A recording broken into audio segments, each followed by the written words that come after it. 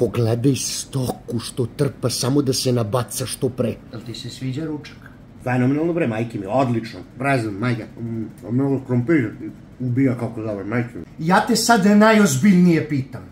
Kaži mi najiskrenije, jel ti se sviđa ručak ili ne? Brate, najiskrenije, majke mi rođene, svega mi na svetu mi se sviđa. Dobro, ja. Kako je dobar ručak. Ovo je najbolji ručak na svetu, a sad u redu. Čekaj sad.